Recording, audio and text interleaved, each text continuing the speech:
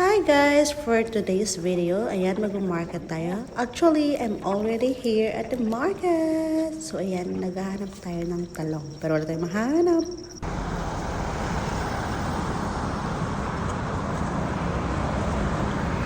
Ayan guys, going home na tayo. And may nakita akong kalaban sa gilid. May aso na naman.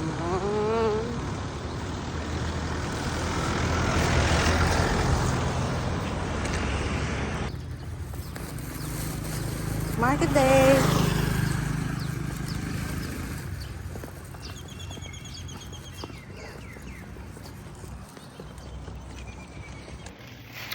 Hi guys, I'm back. So this is my second time nga nag-market dito sa Bangkaray pala. So check natin kung ano yung nabili natin this time.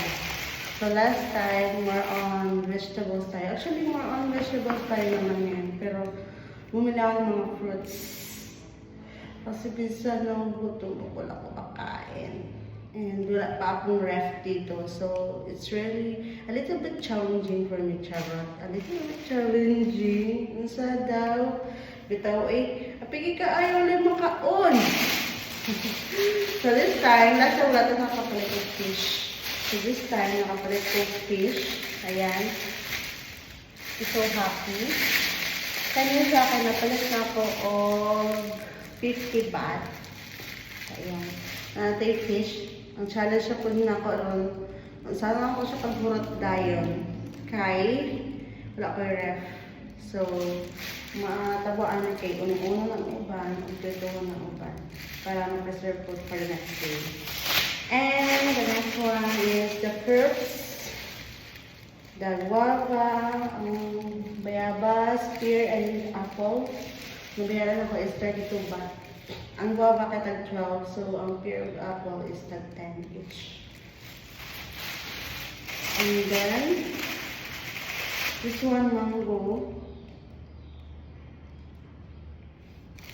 So, sorry. So, this one is 15 baht. And, happy kayo ko kung nakita ko. Kano siya libre na yung luwang rin niya. This one, sampalok, is 10 baht. Ubay-ubay po siya. Kano siya, snack niya siya. I don't know kung ano sa ilang tawag ano. Juice niya siya. Pero init. Murag siya taho, something. And nasa sago inside. And this one is churros. Churros. So this one, ang nabayaran na ako is 22. So kanang churros ang tag 12. And this one, ang churros is 10 baht. So 22 baht. And then the next one is the ampalaya. Still ampalaya. Last time ampalaya ko yung recipe. So parang this week ampalaya gahapon para okay ng health. Charot. Health. And another one is the kangkong. Dapat tutuunin din ako siya unya kay hala, makasabaw ko. Ay, makasabaw tayo kay fish. Tapos nakay kangkong. O, diba? Makasabaw tayo niya. Daghan na ako sa pikar madlaw. Okay. Tabo kayo. Last minute yung magod na ako nakita ang isda. Wala din sa plano ang isda actually. Pero grabe, last time wala ako nakita isda na ninanak daw. So, nakapalit yun ang taon ta. So, this one is 10 baht. And 10 baht also. The mushroom. Dubulan natin next day. And the corn. Isa natin nagpalit eh. Pwede yung palit ng bili kaya lang. So, the corn is 12 baht. The cabbage, 15 baht. Uy, mahal kayo lang batong gare. Mahal kaya ang tawag. O, pila na kabuok.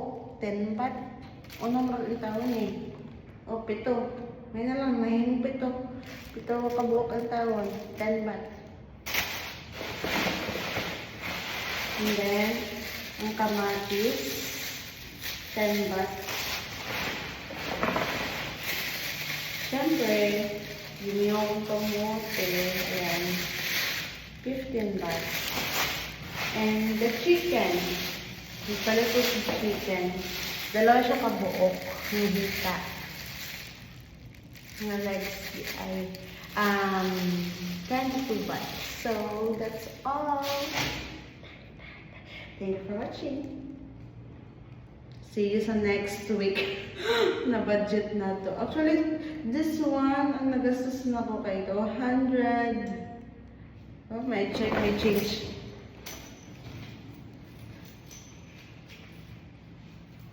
Kailangan change.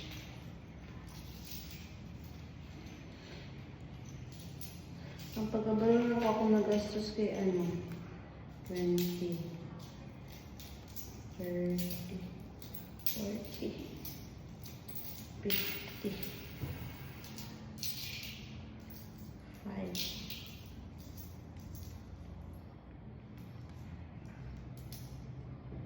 60, 63, 63, so 27, so 227 at nagastos ako. So, nag-increase tag mga 50. So, actually, marag ang fish ay nagpadungag. So, that's all. Thank you so much.